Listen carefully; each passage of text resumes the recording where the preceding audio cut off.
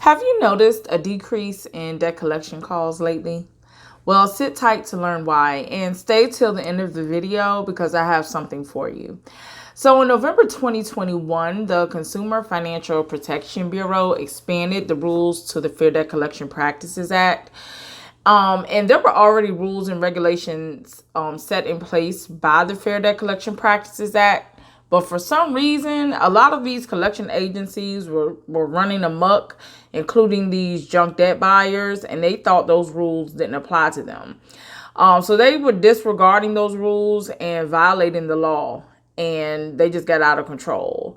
With all of their debt collection practices, that included like harassment, calling people multiple times per day, started calling people's jobs via text, social media, calling people's families, suing for very old debt, and threatening to have people arrested, and just all other manner of weird business behavior.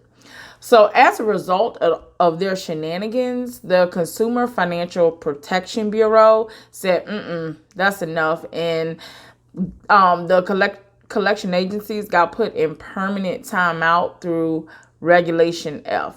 So you may be asking, well, what is Regulation F?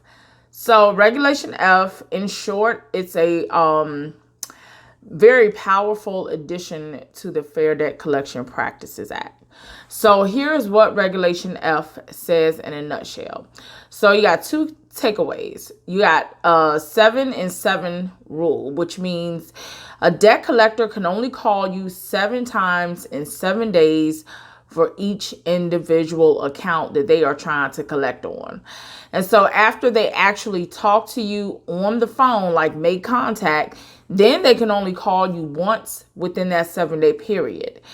And once you give them permission to continue to call you, they're going to keep calling you about that particular debt. So you can actually, tell them to stop calling you on the phone and to send something in the mail. That's something I've always emphasized to my clients and anyone who's watching me or following my page to make sure that they send something in writing. But we'll get to that later.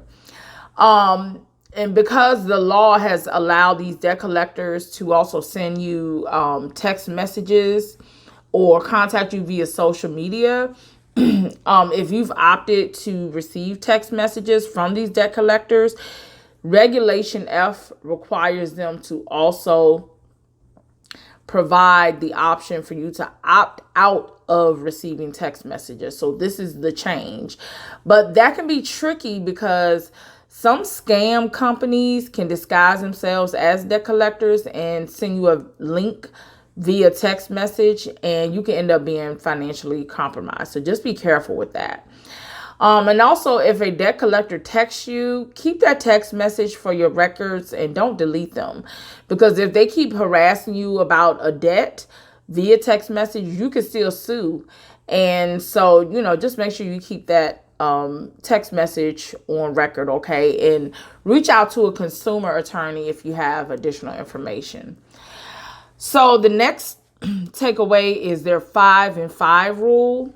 And this is a big change because prior to that, when you received information in the mail from a debt collector, it would just be very vague and you didn't know who or what oftentimes it was coming from, who you owed. So this is a big change.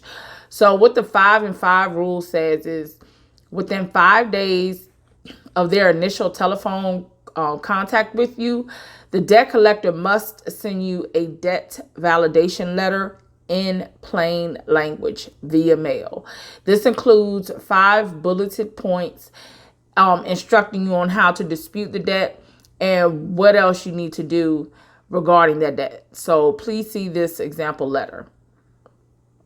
So debt collectors must also provide the name, address, account number of the collection agency attempting to collect the debt, the name and the account number of the original creditor, the amount of the debt, when the debt was charged off, and a name and address of where to dispute the debt.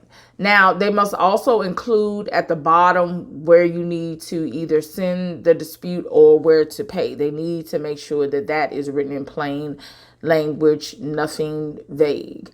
And also another thing they must include is the consumer rights in the notice, which will vary by state. So just basically, as I said earlier, a long time, collection agencies, they just like to hide information in the letter or just omit it altogether. So that forced the consumer to just call them and just often get you to admit to the debt against, at your own expense. So this hiding of information also kept the consumer from learning how to properly dispute the debt and learn how much they owed and to whom they owed. So Regulation F changed all of that, and it has now required collection agencies to make that information that they send you much plainer and easier for consumers to understand.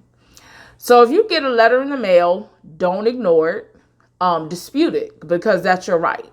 Now, you might be surprised. You may not even owe the debt, or that debt collector may not even have a right to collect on that debt at all, or that debt that they're trying to collect on has passed the statute of limitations. And last, if you get a strange friend request on social media from a debt collector, Regulation F requires them to inform you that they are requesting to be your friend to collect a debt.